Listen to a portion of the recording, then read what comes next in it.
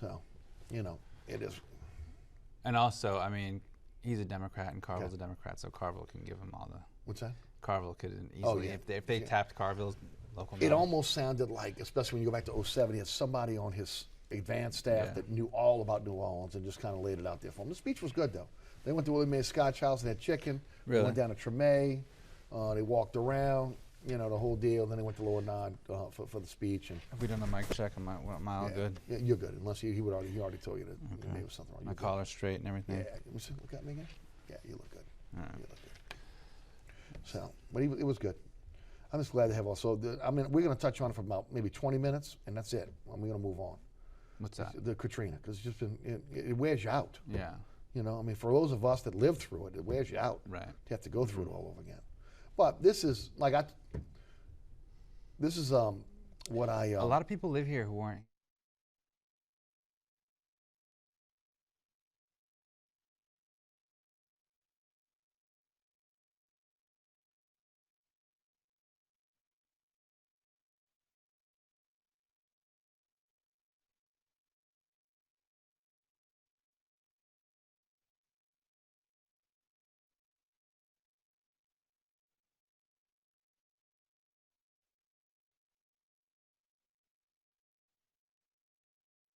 Inside New Orleans Sports with Eric Asher is underwritten by. Located on Lake Pontchartrain, Brisbee's Lakefront Restaurant and Bar offers traditional West End favorites, a scenic view, oysters, and numerous tasty options. More information is available at 504-304-4125 or brisbeesrestaurant.com. Mr. Ed's Oyster Bar and Fish House has been shucking here since 1979. Located at 3117 21st Street in Metairie, Mr. Ed's Oyster Bar and Fish House offers raw, fried, and grilled oysters as well as a range of Cajun and Creole dishes. Enjoy a dozen with a smile. Inside New Orleans Sports with Eric Asher is the first place award winner of the 2015 New Orleans Press Club's Excellence in Journalism Award for the category of Best TV Sports Show.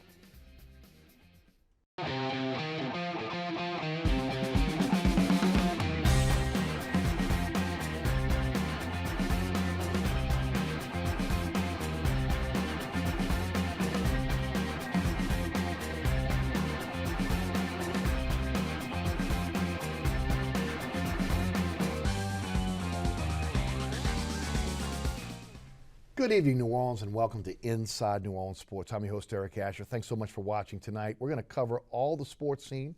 We're going to talk about the Saints. We're going to talk about LSU Tigers. We're going to talk about Tulane. We're also going to look back 10 years ago at, again, Katrina, and again, how the sports world here in New Orleans has affected Katrina. Again, whether it be professional sports, collegiate athletics, again, how that has been a big part of the recovery. Got a great panel for you tonight. Brett Martel, the Associated Press, who is with us now, and Jeff Duncan, who will join us in just a couple minutes. Got caught in that POTUS traffic, so he'll be joining us in a couple minutes here on Inside New Orleans Sports. We always like to start off talking a little bit about what's going on with the guest. And Brett, welcome to the show. Thanks so much for being with us. And you know, as I mentioned to you in the break, I couldn't think of two guys that I could have had on this show that really could run the gamut with me. Both you and Jeff were here during the storm. For you with the Associated Press, you not only covered sports, but you covered the news part of Katrina. And then, of course, you guys obviously were in West Virginia, and you know what's happening with LSU and Tulane. So welcome to the show. Good to be here.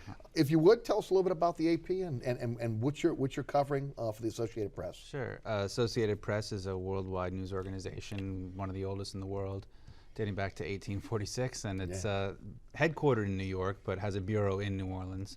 On Poydras Street across from the Superdome. So I'm based in New Orleans full time, and I, cover all the major sports in the state of Louisiana, which is my territory. That primarily means the Saints, LSU football. This winter it's going to be LSU basketball a lot more because they're going to be ranked in the AP Top 25. There's no doubt about that. And and then any other major college sports that come along, the golf tournaments, things like that. So I try to make Tulane games whenever I can. How different was it for you? Because I can remember.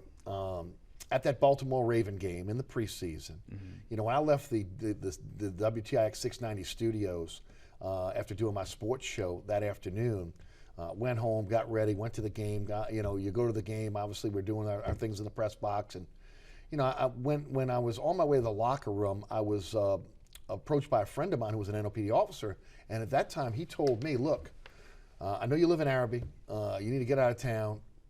Katrina's coming this way and it's bad. And I'm like, I was shocked. I was like, because when I left the studio, and we're a news organization, you know, it was going to Florida. I mean, we had no idea it was coming here. So that was pretty much a shock. But for you, making that transition from doing sports to, again, becoming then a news reporter in the middle of again, the largest man-made disaster in the history of this country, how was that? It was a little bizarre. I mean, I had been doing mostly news up until that point, and you know, I started helping out with AP Sports because we generally only have one full-time sports writer here when the Hornets moved from Charlotte. So I handled a lot of the basketball, but Mary Foster at the time was covering the late great Saints, Mary Foster. Saints and LSU. And in 2000, for the 2005 season, they moved me on to the Saints. So I'd covered training camp, and I remember going to that game thinking that the Storm was going to Florida, and I wasn't really thinking about the Storm. And I was kind of just thinking about how boring my life might be, because that was one of the most boring exhibition games I've ever seen, and the Saints looked terrible and lost, if I remember it. And it was, and I remember I'd given a kid who lives in the neighborhood a couple tickets, and I'm thinking to myself, God, I was trying to give this kid a little treat, and he saw like one of the worst games I've ever seen. And you know, so I just going through the motions, and then I got home and I realized, you know, this is a big deal all of a sudden, and I had to start packing up a bag and making arrangements for where I was going to stay during the storm, and just jump right back onto the news team and think about the Saints later. Yeah, it was a weird time, and we're going to get into it in a little bit when Jeff gets here about, you know, what happened from the team standpoint. But from your standpoint, dealing with that in the days after, and then of course has this kind of stretched on from days to weeks, and then eventually, you know, in some cases months in terms of the coverage. Coming from news, going to sports, going back to news, how was it? I mean, it was in many ways fulfilling, because I stayed with the Saints being out of town, and the then Hornets. I want to say Pelicans now. I'm finally used to saying Pelicans. Exactly. Now I have to call them Hornets again. Sure.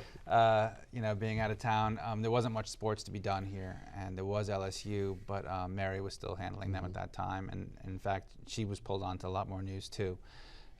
So I was writing a lot about levees and destruction, and I remember I did Jimmy Carter's visit in Chalmette, and it was, you know, after about 6 months of that fairly intensely, with the lone break being, I covered the Olympics in Turin, the Winter Olympics that year, so I got a big break there.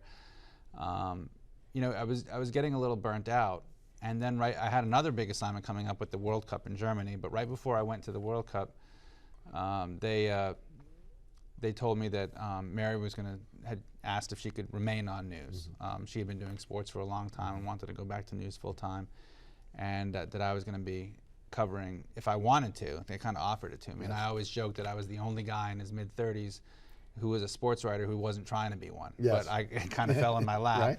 And at that time I thought, you know, the Saints coming back is a pretty inspiring story, and I'm not really, I'm a little burnt out on depressing subjects. Yes. You know, death, destruction, and slow-moving rebuilding because of the insurance, which I dealt with on my own with the roof and everything. Everybody, you know, and so I was ready to go back to something that was uplifting, and it was perfect timing for me. Well, there's no doubt about it. You know, it's interesting you say, again, for me, I was doing sports pre-Katrina and had never been involved in doing a radio show that had to do with politics or recovery, which is what I do now, you know, politics, sports, news, entertainment.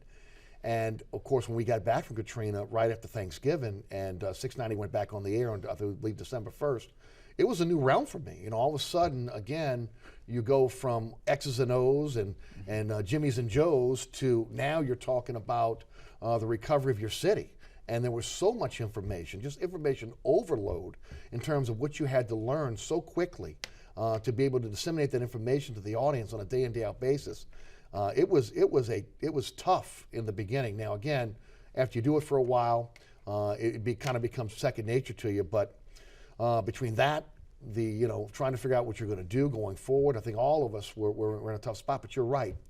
That season with the New Orleans Saints, it really was a great distraction for a lot of us, whether you were covering the team or whether you were just a fan, even whether you were displaced outside the city or you had come home, it gave us kind of a respite to kind of forget for at least a little while on a Sunday afternoon on what was going on with your home, your business, etc.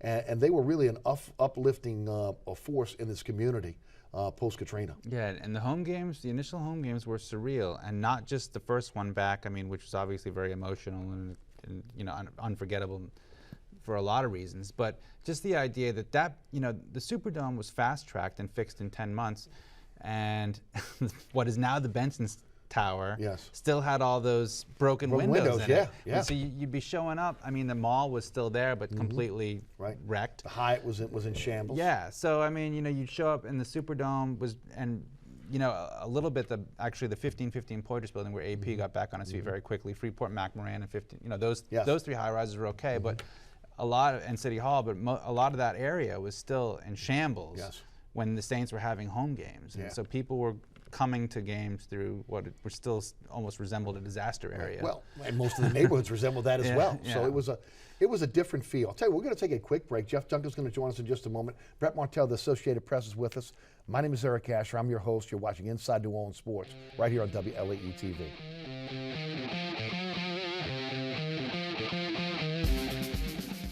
My name's Reggie. Just recently, my wife and I took in her sister's children. Now, we already had 4, so I went from becoming a family man to a man with a bigger family. Now, you can't eat love, so I don't know how I'm gonna feed them tonight. How was that, Rich? I think I look more like Denzel. That's cold, man. Play a role in ending hunger. Visit feedingamerica.org/hunger and find your local food bank. Packers. Viking. Packers. Viking. Viking. Red state, blue state, vegan. Carnivore. We come from different places. Uptown. Downtown. Optimist. We come to different conclusions. Half empty. Half full. But when we live united, we create real, lasting change in the building blocks of life. The education, income, and health of our communities, our families, even the person next to us. Live united. Real change won't happen without you. So give, advocate, volunteer, live united. Sign up at liveunited.org. You're watching WLAE, New Orleans Public Television. Find us on Cox Channel 14, Charter Channel 11 and 711, AT&T Channel 32 and 1032, Dish TV, Direct TV, and over-the-air broadcast on Channel 32. Know what?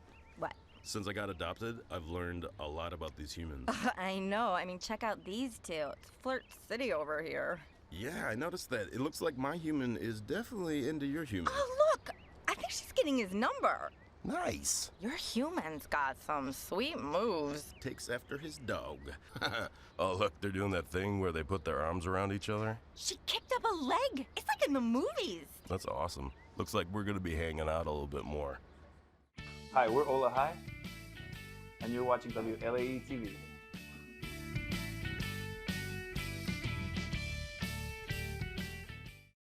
In the search for beautiful people, music that moves, and real culture, America, there's only one LA Coast.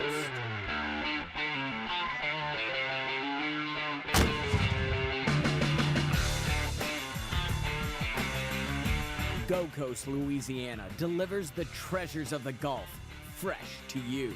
I think we need a bigger boat. Sundays at 8:30 p.m. on LAE.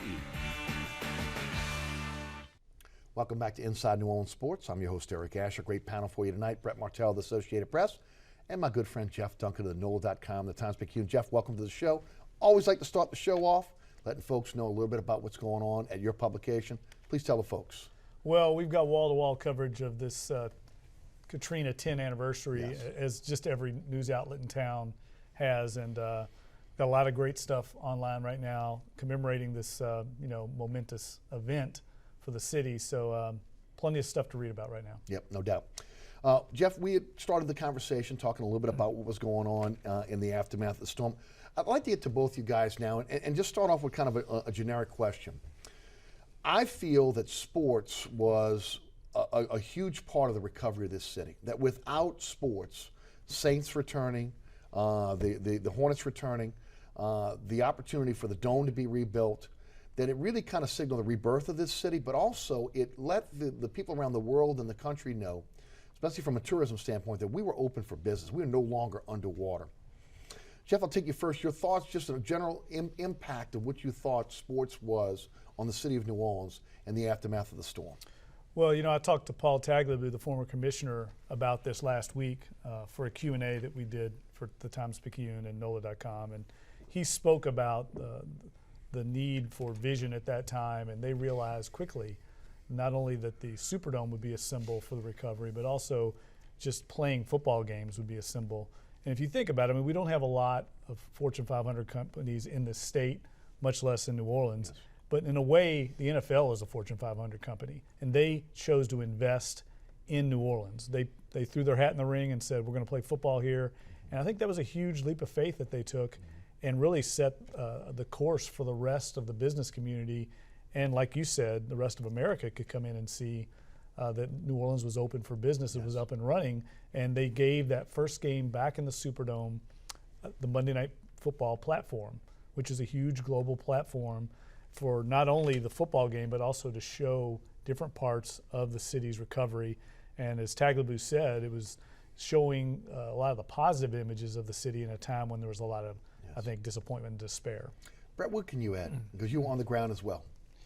Well, I think that it helped on multiple levels. I think it helped locals in terms of having just confidence in what they were going through on a day-to-day basis, that it was uplifting, for their spirits, and just I think helped them feel like people cared, and so they weren't wasting their time and money trying to get this back.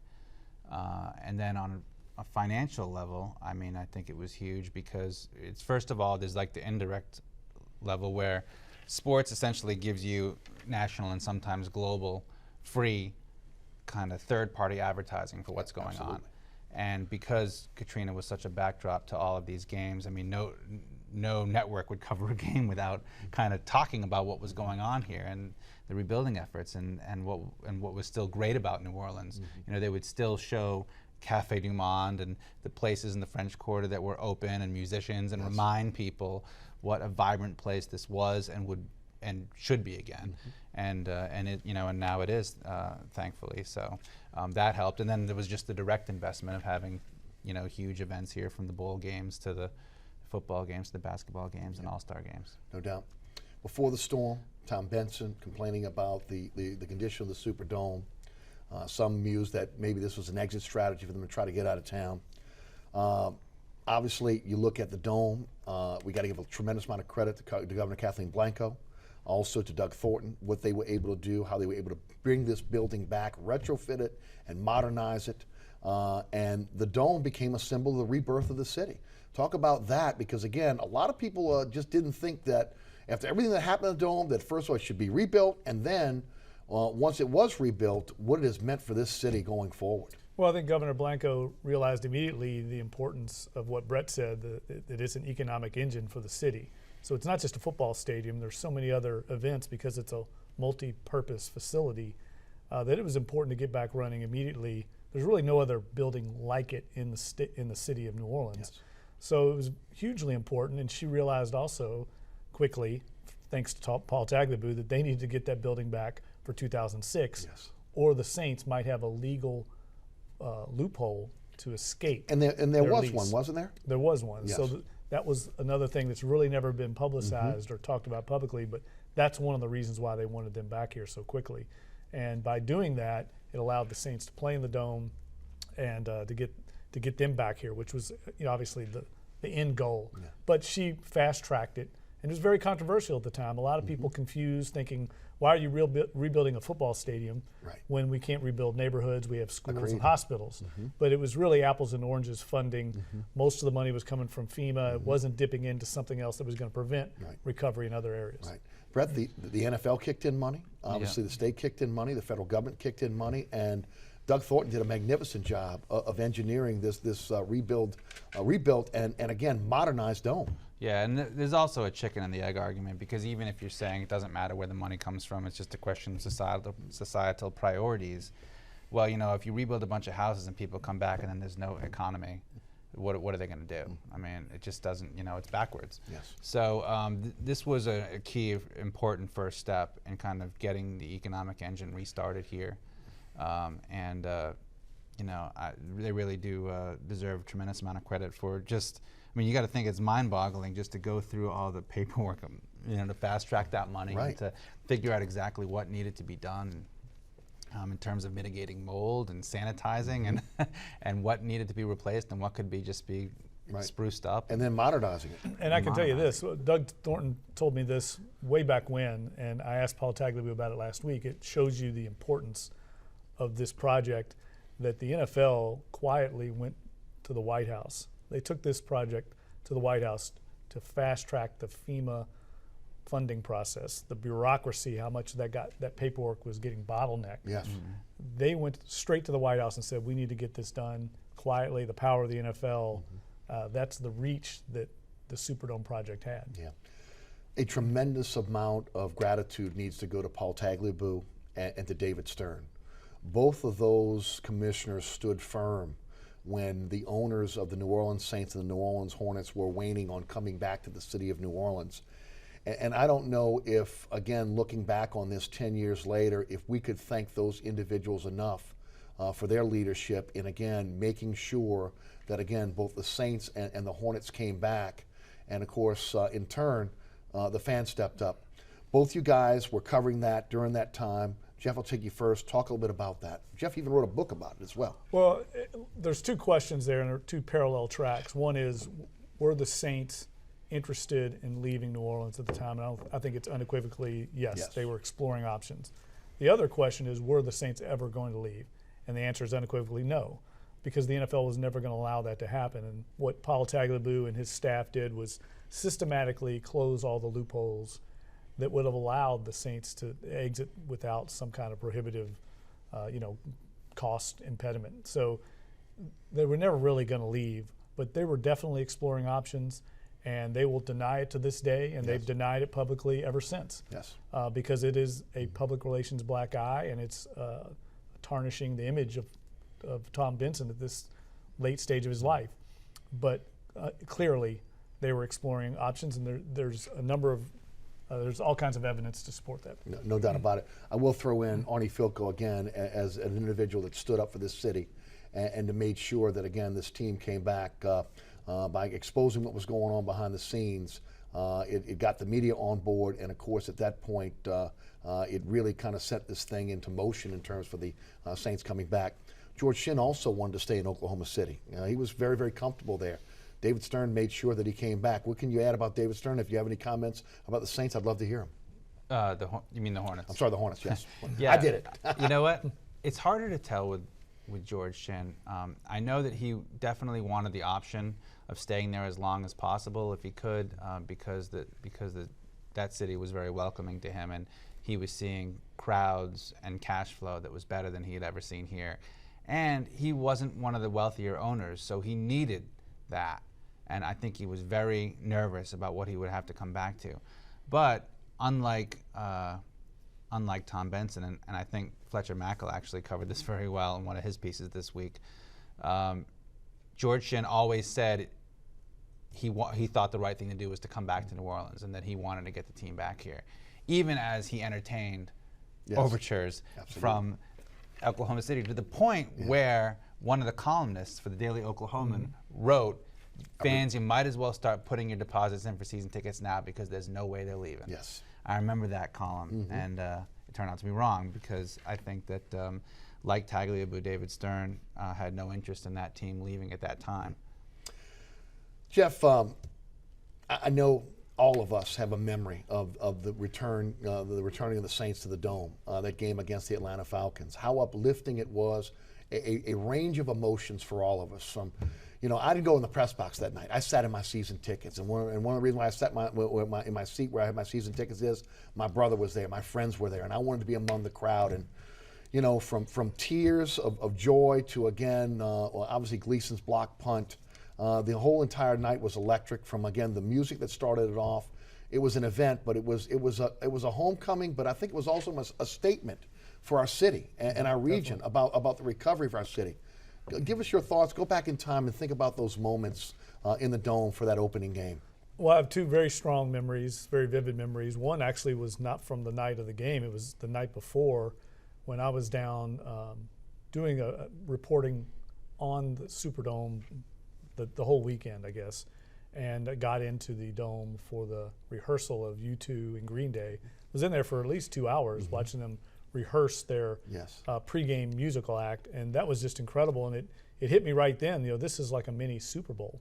This is not a regular game, and not that I thought it was going to be a regular game, but you could really sense it. There was all kinds of people in there. I remember Rita Benson coming in with an entourage to meet Bono and present a Saints helmet. It was just a really magical time the night before, watching these huge musical stars prepare. And then the other memory I have was obviously after the game, down in the locker room. After I'd filed my column, I went down and found Steve Gleason still sitting in his locker, still kind of going over what had just happened. And as you all know, Steve, I mean, he's a very introspective guy and a guy that gets it.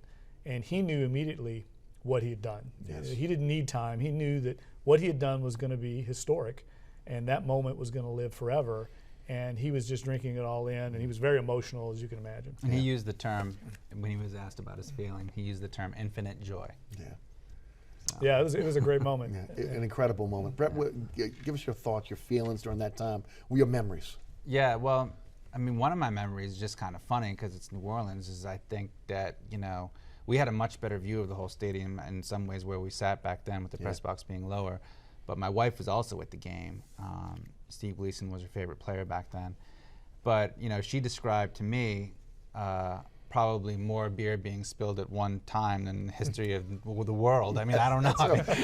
I mean, people she had just gotten back. She told me I had missed the music. She missed like Green Day and U2 because of the beer line. Yeah. And she got up to her seat, and the punt was blocked, and she threw her arms up so hard the whole beer was gone before she barely had a sip. And she said it was like beer just going down the stairs, like like cascading down. I mean, it was just people lost it. They lost it, and that was just an unbelievable release in a crowd. Like, I don't know if I've ever heard that in any other sporting event. Well, because it was such a surprise. You're not expecting a minute and a half into a game a block punt, especially not from the Saints. So that's what took everybody by surprise. And again, the emotions ran the gamut from cheers to tears.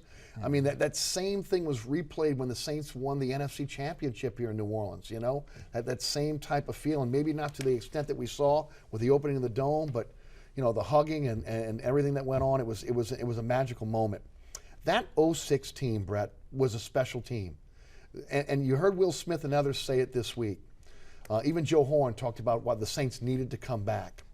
You look at that 06 team, they played for this region. They weren't playing for a paycheck. They bought into, again, the recovery of this city. And it was a very, very different team than what we've seen in the professional ranks anywhere else. I guess maybe you can equate it to what New York was doing after 9/11, the Giants and the Jets, but it was a special time here in New Orleans, and that was a special club. Yeah, based on my experience covering them for 10 seasons, I mean, that team was the most transcendent and extraordinary team of the Sean Payton era.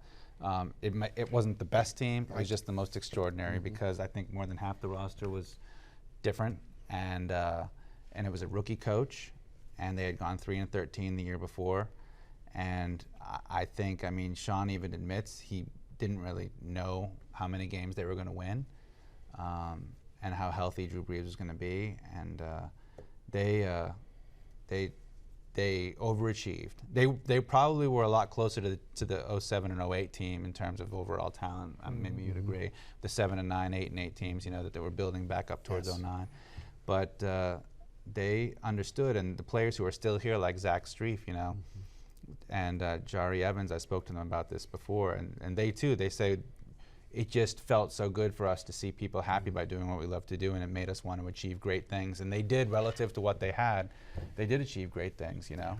So. And that team, you're right, that team was not that good. They got off to a great start, and then about midway through the season, they just were a 500 level team the rest of the way, and they rode the emotion of the Dome to win that playoff game against the Eagles.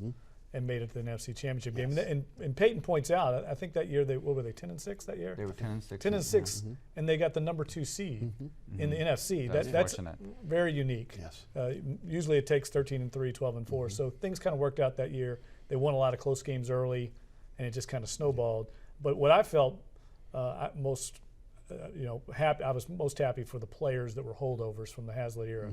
Guys like Steve Gleason and Deuce McAllister, great players that went through that Katrina season, then got to experience the the joy of going to the playoffs and winning a game. Let's fast forward to 09.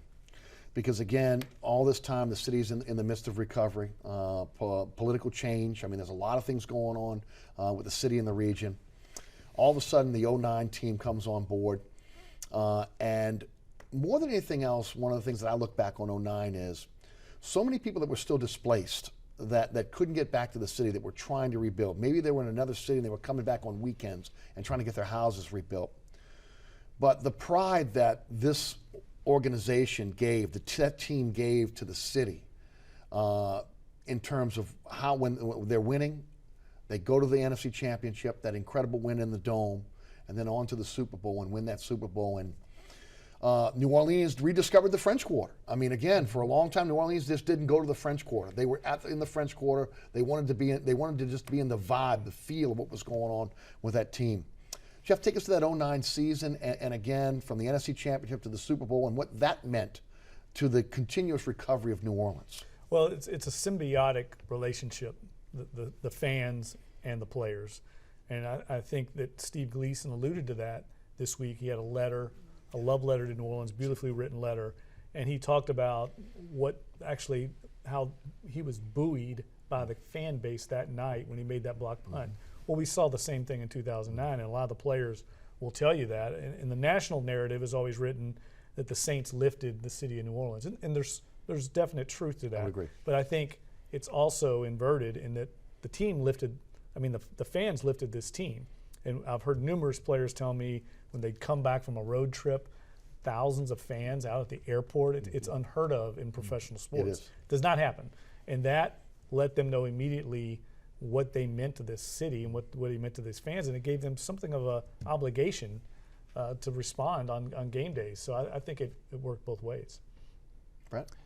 Well, I don't think I could say it much better than that, but we heard even leading up to the Super Bowl, people like Scott Fujita talking about how important the people and the fans were, and just their memories of living in New Orleans for the first 4 years of recovery leading up to that Super Bowl. And then they also had some Louisiana guys on the team. So, you had Randall Gay, right, Devery Henderson, and Tracy Porter, who made a couple good plays in the playoffs. Just a couple, yeah. And they had grown up, first of all, seeing the Saints as a team that they never thought would win the Super Bowl, and then they were obviously very aware of the backstory of Katrina, and here they are wearing black and gold and helping take the team to the summit. So it's pretty amazing. Shift gears to the Hornets, because again, maybe lost in this conversation a little bit about the rebirth of this city. Come back, Southwest Division champ. They came back. They left the team that wasn't that good. They came back with West, Chandler, and Paul as a pretty good ball club. They win the Southwest Division. They win their first playoff series. Obviously, they lose to San Antonio in 7. But again, it awakened the basketball fans here in New Orleans. People got into it. The NBA All-Star Game came here, and we're going to get into that in a moment, because that was the first real big event that we had in this city. But talk about the Hornets' return and what they meant. Well, you had huge stars at the time. You mentioned Chris Paul. I mean, he was a burgeoning star, clearly on the level of a Drew Brees, one of the great players in the NBA. And he was very much connected to the city. I remember distinctly talking to him about New Orleans, and he understood what sports meant and how he could maybe provide an escape for a lot of the people as they navigated the FEMA and insurance process. I mean, that was no fun for people. So he took it to heart that they were providing entertainment and escape. And that was a very good team. You're right. Really the last really good team they had for a long time. And I personally enjoyed that team a lot. Those guys were pros. David West, total pro. Yes. Tyson Chandler, the same way. Yes. Guys that understood their responsibility and understood their role in the community. They did. Yeah, and Peja Stojakovic is obviously a seasoned Agreed. pro and a winner, and probably his last healthy season. That's right. And they were kind of lucky that he did stay healthy, but he made a huge difference for them too. So. Guys, let's fast forward to, again, the events. And one of the reasons why, again, I think sports was a real, a huge part of our recovery is, again, we owe a debt of gratitude to the NCAA, the NBA, and the NFL. They made a promise. Build the dome, rebuild the arena, and we'll come. The NBA All-Star Game was the first real big event we had. It really showcased the city, and they did an outstanding job of telling people the story of the rebirth of New Orleans. Guys, what were your memories of that? Well, I remember going out and doing a day in the community with David Stern, and really spent a lot of time with him on and off the record, as you will. And it really meant a lot to him to be down here. He understood the magnitude of the crisis and the role that the NBA could play in that recovery. And he was out painting walls in schools, and they were putting up basketball goals all over the city. And I was really impressed with him. It was my first extended period of time dealing with David Stern. His wife was there along his side every step of the way. And they really, I think, connected with New Orleans at that time. And I sensed right then that New Orleans was going to have a future home in the NBA for an extended period of time, but was not going to leave. Yeah. Brett? Yeah, I covered an event in not the lower Ninth Ward. I think it was more like on this side of the canal, but upper Ninth. Yeah, and it was a kind of a rec center type place, and in the midst of mostly abandoned homes. LeBron James was there. Deuce McAllister showed up actually, and got mobbed. he was the number one star. He was the star. Yeah. He was just sitting in the audience. Deuce loved basketball, and he just wanted to see LeBron James, and all the kids wanted to see him. They were hugging him and grabbing onto him and having photos with him. It was hilarious. But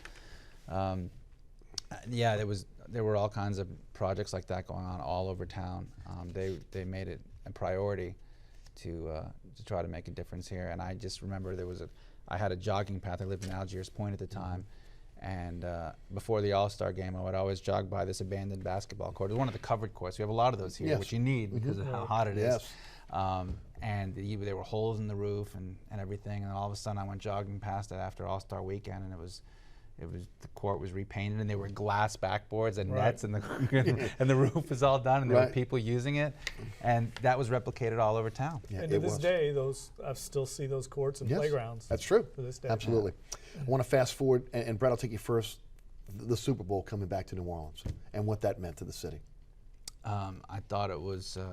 It would have been long overdue anyway, but that was huge because when it was awarded, I was near where I live now, actually, in Lakeview, and again, a lot of abandoned streets. And I, interviewed a pregnant woman who happened to be standing outside of her house on one of the few renovated houses on her block, and just saying that she envisions Lakeview coming back to what it was, and that's why she moved back here. And she feels like the Super Bowl being back is the New Orleans she remembers, and kind of tangible evidence to her that things are going in the right direction. And that's a huge international event, I mean, and it brings in hundreds of millions of dollars probably, at least indirectly.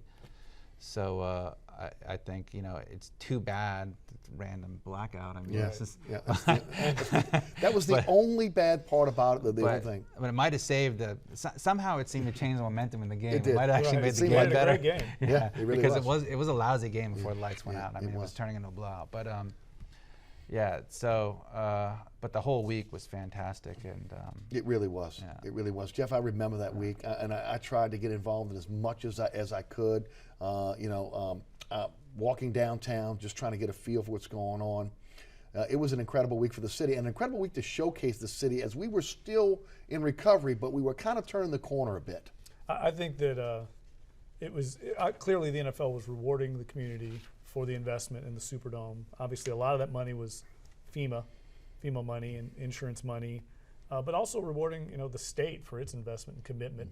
Remember, it was a multi-phase renovation of the dome, so we're talking about $350 million or so that went into the dome. So essentially, it was a brand new stadium, except for the old skeleton. Yes, and a new roof, of course. So I think they stood behind what they said. They were going to reward the city, and I think we personally kept Koshan, made Koshan Butcher, because I remember distinctly all my colleagues. The media center was down at the convention center, and everybody was eating lunch at Koshan Butcher or Emerald's. All those restaurants in the Warehouse District, I think, are still raking it in because of the journalists that were eating there. No doubt, no doubt. We'd be remiss if we didn't again talk about the NCAA Final Fours, the regionals, also the national championship games. They fulfilled the promise as well. Yeah, I mean, the Superdome at that time was in the rotation for the national championship games, and you know we're still waiting to actually win a bid now from the end of the new process. But I think that the first one we had after Katrina, it was kind of nice to have LSU in that game. Yes, it was. And just somehow it kind of improved the storyline, even though technically maybe the city would have made more money if it would have been another team besides but them. They wouldn't have had it any other way. Yeah, so you know, those were big, but winning the Final Fours were important, men's and women's. You know, SEC tournament as well. Can't forget that. That's right. Coming down here as well. Yep, SEC. Well, that that Final Four obviously was the awakening of Anthony Davis. That was a huge Final Four. I think we had Louisville, Kansas, Kentucky. I mean, you had some giant powers in that Final Four, and that was a great event. And obviously, that was one of the great Kentucky teams of all time. And I thought that was one of the better events I've covered because it was incredible. That was one of the new layouts in the dome. That's right. You had that huge scoreboard.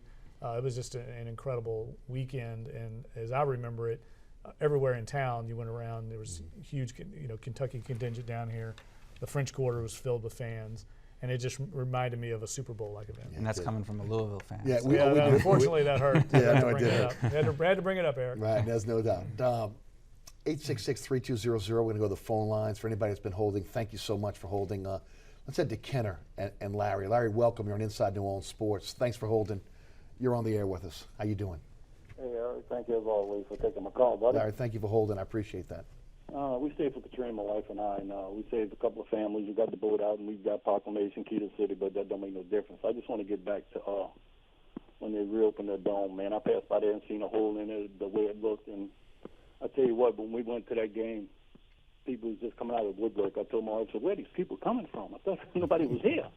And then when they stood up and sang the national anthem, Eric, if you was there, you seen everybody in that dome around my area had tears in their eyes, goosebumps going up and down my arms. And then when your boy said his wife had that beer flowing down the thing, man, we had everything in the dome. We had hot dogs flying in there. We had nachos, Coke, beer. Oh, yeah. And Mr. Jeff, I want to ask you a question. You can answer it after I hang up. Were the Saints on their way to San Antonio? That's all I need to ask you. Thank you, Eric. I love your show. I love your talk show. Thank you so much. Who that? I'm still sticking with There you go. 11. I know you are, Larry. I know you're behind him 100%. There's no doubt about that. Jeff, I'll let you answer the question because I'm not afraid to answer it. Go ahead. Well, I think clearly Tom Benson was exploring that possibility. I don't think there's any doubt about it. Look, Tom Benson's a businessman, and at the time, New Orleans had been laid waste. The market was struggling to support the team before the storm. So I understand his concern and his skepticism about what was going to happen. I think the point that Saints fans like Larry and everybody would like to hear is, to this day, he's never really admitted any of that. I think we're a forgiving community. I think people would forgive him if they would come clean about that experience. I would like to hear that. But I also think that he owed the city, he was obligated to come back and give it a shot. That's what Paul Tagliabue made clear is, look, we didn't know if it was going to work out or not, but we owed it to the city to give it an opportunity to show that it couldn't support or could support the team. And I think that's all everybody wanted. I think if they would have come back in 2006 and gone 3-13 and had half-filled stadiums and no business support, everybody would have understood. And I think that's what rubs people the wrong way, is that he wasn't even willing to give it a shot, at least in his mind. And I know they've never publicly said otherwise, but I think it's clear when you're filing lawsuits to break your lease, when you're having your office cleaned out in Metairie headquarters, there's a lot of evidence to support that he was looking at. It seems a little more than a negotiating ploy to gain leverage over the state of Louisiana. And I think what Larry's question really is, maybe to you, is if the NFL doesn't step in, would they be in San Antonio? I think that sounded to me like that's what he was asking. Yes, I believe they would be. And again, I give a lot of credit, as I said before, to Paul Tagliabue, and I give a lot of credit to Arnie Filko for his courage of standing up, losing his dream job as vice president of the New Orleans Saints, stepping up and saying this was not right. Now, again, as I've mentioned before on my radio show, I'll mention it here tonight, we forgive Tom Benson, okay? And I think that you look at what he's done since then in terms of rehabbing his image, giving away so much of his fortune. He's done a lot of good for this community since then. But we won't forget. You can't forget what happened when we were on our knees. And I think that's the situation going forward. Guys, let's shift gears. Let's talk a little bit about this year's team. And kind of a sloppy effort in the first preseason game. Much better performance in week 2. Brett, I'll take you first. How much was that the 2 practices against the Patriots? Or how much was that the Saints realizing, man, we really stunk it up in game 1. We really got to buckle up and got to play a solid game, especially with the starters. I'm not so much worried about the guys that maybe not make this team, but especially the starters, how they played in the first few series. Well, I mean, first of all, Drew didn't play in the first game, and that can affect things, obviously. And, and you saw how sharp he looked in the second game.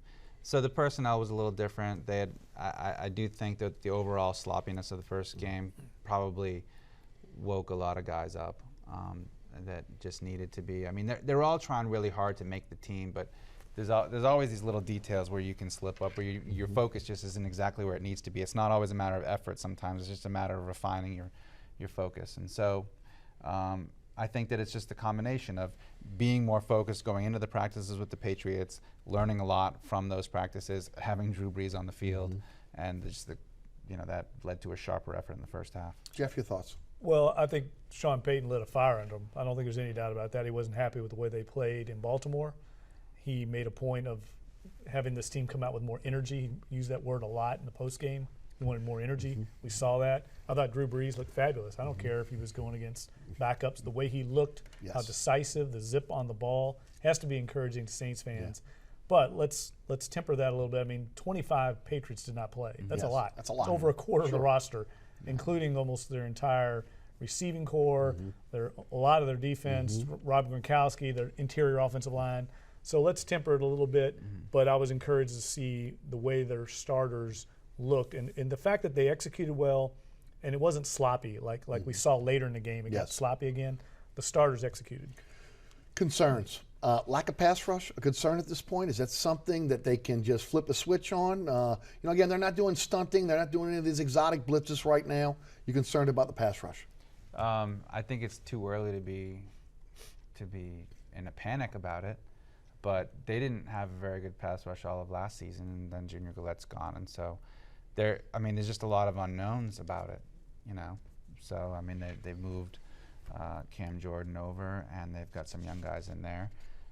But so you can't panic because we really haven't seen what these guys can do in these vanilla schemes. But they still have opportunities to win one-on-one battles, right? Yes. Right. That's what you'd like to see. That's what you'd like to see. I want to see somebody win a one-on-one. Yeah, right? And so I haven't really seen that much of that. But you're right. I mean, let's not panic yet. Rob Ryan hasn't schemed anything up. Agreed. They're very vanilla. They're not. He's going to have to manufacture some pressure. There's no doubt about it. That's always dangerous in the NFL. I think they've got to have somebody else emerge other than Cam Jordan. Otherwise, every opposing offensive coordinator is going to game plan to stop him. And it's going to be difficult. Doesn't matter how good they are on the back end. And I think Sean Payton is very happy with what he sees out of his defensive backfield. We haven't even seen Brandon Browner or Jarris Byrd largely. True. So they're going to be better on the back end. Delvin Breaux has been the hit of the offseason, maybe their best offseason acquisition. Yeah. An unheard of guy out of the CFL. I'm going to tell you what, guys, and I'll say this now. It would not surprise me down the line if Delvin Breaux is not the starting cornerback. I know everybody's talking about Browner. But again, it would not surprise me if down the line, if he continues to do what he's doing so far in camp, that he overtakes that spot. Now, again, that is conjecture on my part, but it'll be interesting to see. You guys are at camp. You got a chance to eyeball the wide receiver position. I got to tell you right now, I'm not real impressed. Matter of fact, I'm a little bit leery of what I've seen. What about the wide receiver position at this point? Are you convinced that this is a NFL wide receiving core? Now, we know Brees is going to make these guys better. There's no doubt. But your thoughts as we sit here today, who the top 5 or 6 going to be? Are they guys that again the NFL, other NFL teams have to contend with? Well, I think that there's no question that Brandon Cooks looks like he's going to be a real stud this year for multiple reasons. Being healthy, another year in the system, and a full professional offseason, which he didn't have last year because he was in the quarter system at Oregon State. So And he's looked fantastic in practice, and he's looked great in both preseason games. Even the first lousy game, he looked good in that one. He was one of the few standout players. So he's going to be fine. Marcus Colston has looked good in practice in spurts, and I think they're really taking it easy on him right now. But I think that he's going to be reliable. I think they'll get more out of the tight end position in a weird sort of way because they lost Jimmy Graham, but I think it'll be more balanced with Hill and Watson. And then Coleman shows a lot of potential, but he seems to make his best plays in practice so far, usually against the backup DBs. Now today he did make a good one, although one of them, Raphael Bush was the safety. He made a great catch in the back of the end zone at the end of a 2-minute drill, and Keenan Lewis was his primary cover guy. So that was a good play, and that was a play where he used his size, and which he'll need to do. Well, my concern is less the receiving core than it is just in general the red zone offense. When they get down there, and we saw this against even the Patriots, their first drive, they settled for a field goal. They had a couple opportunities there. One, they tried to hit Ben Watson down the seam. That's a ball that Jimmy Graham would have caught over the middle, incomplete. And then we saw Coleman couldn't bring in a high ball from Grease. That's what I'm concerned about. Who's going to replace Jimmy Graham's 26 touchdowns the last 2 years? It's not easy to score down there, and Jimmy Graham made it look very easy. He was a very unique player, and I know Saints fans are kind of down on Jimmy Graham right now, but they're going to miss him down there, and I want to see who's going to emerge. Could that be C.J. Spiller when he gets healthy, out of the backfield on dump-offs? Is it going to be reverses to Brandon Cooks? I think Sean Payton's going to have to be real creative when they get in the scoring area to try and get touchdowns. Otherwise, this team's going to kick a lot of field goals. You lead me right to injuries. And again, Jairus Byrd has not been on the field. C.J. Spiller obviously is injured. Scott Alexander of ESPN 100.3 today reported that Spiller is expected to miss the first 2 games of the regular season. Guys, is that a concern? Is it a concern that Jairus Byrd's not on the field with his defensive back? Was it a concern that Spiller may miss the first 2 games? Or is it the fact that we saw K-Rob and Ingram catch the ball at the backfield last week as well as they did, that maybe not having Spiller on the field at least early will be something that won't affect this team as much? Well, it's a red flag in that C.J. Spiller came here with a reputation of being a guy that had some injury problems, and the same with Jairus Byrd. He's had a number of injuries the last few years, and that's never a good sign on a veteran player at the midpoint of their career. So it's a concern, I think, less that they're going to miss a game or two. I think they've been fine with their backups. Raphael Bush is a solid player. They'll be fine on the back end. They'll be fine. They'll manufacture a backfield by committee. It's more concern, are these guys going to continue to have these problems going forward? Are they going to hold up for 16 games? And I think it's a huge question. In a hard salary cap league, you need to have, really, if you want to win a championship, you need to have a critical mass of guys who are kind of outperforming their contracts. And if you have too many guys underperforming their contracts, be it through performance or lack of reliability or availability, you're in trouble. Offensive line at this point, I think they're solid at tackle. Obviously, Max Unger is going to be a great anchor in the middle. Last week, Jerry Evans looked pretty good, got to tell you. The week before, maybe not so much. Still got some questions about Tim Alito. Brett, your thoughts? Offensive line. Well, Breeze looked really good when you gave him time last week. Yeah, well, Breeze sounded very happy about it, but he always has those guys back. So I just think the jury's out on Alito, but he does have experience filling in at guard, and he's not going to be Ben Grubbs. So and he may not. He certainly isn't going to be Carl Nix, and probably won't even be Ben Grubbs. But serviceable. He's probably serviceable, and they're just going to have to give him help if he needs it. The good news is he seems to have a stud center playing next to him. Well, I think every team in the league, we need a little perspective here. Every team in the league has got a Tim Alito. I mean, if he's your worst of your 5 linemen, you're okay. The problem with the Saints isn't their starters. They have no depth. Right now, Andres Pete's their 6th lineman, and he's a ways away. Clemente would be the other one, and Clemente. If somebody gets hurt up there, they're very depth shy. So I think that's a concern of mine. For whatever reason, they haven't hit on these draft picks that they've tried to bring in over the years that they did in the past. They had an incredible run where they brought in guys like Bushrod and Streif was a 7th rounder, and they bided their time, developed, and then they were ready to start when the guys ahead of them moved on. For whatever reason, they've missed on those, and it's hurt them. How about some of the newcomers? Stephon Anthony, Kakaha, Davidson, Swan, those young rookies have played pretty well in the preseason. Brett? Yeah, they have. I mean, I think that Anthony has looked the part of a starting middle linebacker, and he's going to contribute right away and probably will start right away. And Kakaha is going to probably play a lot right away as well. But he has a lot to learn because he was in primarily a pass rushing mode. He could really get after the quarterback when he played at Washington. And there are just a lot more nuances to the game in the NFL, especially in his position and what they're asking him to do. So he seems like a good athlete with the right attitude and definitely a knack for sacks when he's put in that position. So, you know, you have to be hopeful about him. They need this rookie class to be a cornerstone like 2006. Your thoughts so far on what you've seen out of these young rookies? Well, I echo what Brett said. I mean, it's encouraging so far, but I think it's a little discouraging that they're having to rely on this young group of players. It's so many critical positions on the defensive side of the ball. It's a little scary, I think. In some ways exciting to see the new blood come in. They needed it on the defensive side of the ball. But they're gonna have growing pains there. I mean, even Stephon Anthony, as talented as he is, asking a lot for him to start and call the plays at middle linebacker. But I do agree with Brad. I mean, he looks like the most athletic linebacker they've had in this tenure. So, guys, from just eyeballing it, it looks like, again, more athletic, a faster, quicker defense, a faster, quicker team in some cases, especially on the defensive side than what we've seen in the past.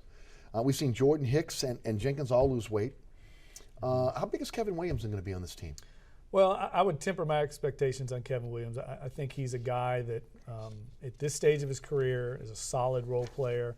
A guy that he's kind of reminds me of like the Zach Streif or Jari Evans of the defensive line. Yeah. He's smart. He knows his weaknesses. Knows how to play with leverage and technique. But he's not going to be a guy that makes a difference up front in any means. But he is, in some ways, a godsend for a team that really had nothing there. Once they lost Broderick Bunkley, that was a late loss that I'm sure they weren't ready for. And I just keep going back to the draft. I mean, it did not fall the Saints' way this year. If they could have gotten a Danny Shelton or somehow traded up to get Leonard Williams, a guy who's starring right now for the Jets, just think how much differently Saints fans would feel right now if you had Leonard Williams and Stephon Anthony in the middle of your defense coming out of this draft. No doubt. We'll never know what the trade offers were, but that's one criticism I think that management could have if we ever knew what the offer was that they turned down to trade up. Yeah. Brett, Kevin Williams? Well, I remember him saying when he first got here that he believed he could still play at similar to the way he played in his prime, but just not for as many plays per game. And I haven't really seen any evidence of that yet, but he's going to be solid as long as he stays healthy, and he addresses another need that they talked about with just leadership within the position groups that they felt like they lacked last year. So, you know, he'll definitely keep the defensive line in line. I've only got 2 minutes left. McCown or Griffin? Well, that's a tough one. I would say that McCown might be the safer bet, but they have enough invested in Griffin. Griffin might have more upside, but then again, if you have to keep Grayson and you want a guy that you know you can rely on this year, it probably ends up being McCown and Grayson, and Griffin's the odd man out. I don't know. Yeah, no, I agree with you. Exactly. I mean, I think, and I've said this before, kind of tongue-in-cheek, but if somehow Garrett Grayson comes up with some kind of oblique injury here in the next week or two and they stash him on IR, don't be surprised, because that would actually be the best scenario. Yeah. Quickly, about a minute left. How good can the Saints teams be? Well, you know, even last year, as many problems they had, they went 7 or 9. So I would say they could be a 10-win team if things go right for them, and that means staying healthy because they don't have a lot of depth and a few breaks and holding on to some late leads. Yeah, you know, I think this opening 4-game stretch is critical. It's tough. It's a tough 4-game stretch. The only gimme in there, I think, is Tampa Bay at home. I think if they come out of that at no worse than 2-2, they're in great shape. But if they come out 3-1, I think they're in great shape. 2-2, they're still in it. But I just think, you know, playing Dallas, who's a Super Bowl contender, even in the Dome, is going to be difficult. If they can win that game, I think that bodes well for the rest of the year. Jeff Duncan of the New Orleans Times-Picayune, Brett Martel of the Associated Press, thanks so much for being on our panel tonight. Really great to talk some Katrina talk with you, but also with the Saints. We appreciate both of you. Sure. Thanks so much for watching Inside New Orleans Sports. Remember, there's a rebroadcast of this program each and every Friday night right here on WLAE at 10 p.m. and also on Pelican Sports Television in the New Orleans, Baton Rouge, and Lafayette markets, 9 p.m. each and every Friday night. Also, you can catch me on the radio, 990 a.m. WGSO, 11 a.m. until 1 p.m. weekdays. You can always listen live, download the podcast at ericasher.com, and you can catch every single episode of Inside New Orleans Sports at ericasher.com as well. Don't forget about the TuneIn Radio app, a great way to take the show with you anywhere. Special thanks again to our guests, Jeff Duncan and Brett Martel, also to the WLAE production staff, including Ron Yeager, Jim Dotson, Donovan Joseph, Kenny Juno, and my director extraordinaire, William Hill. For Jeff Duncan and Brett Martel, I'm Eric Asher. Thanks so much for watching Inside New Orleans Sports. We'll see you right back here next week, 6 p.m. for our broadcast. Good evening, New Orleans.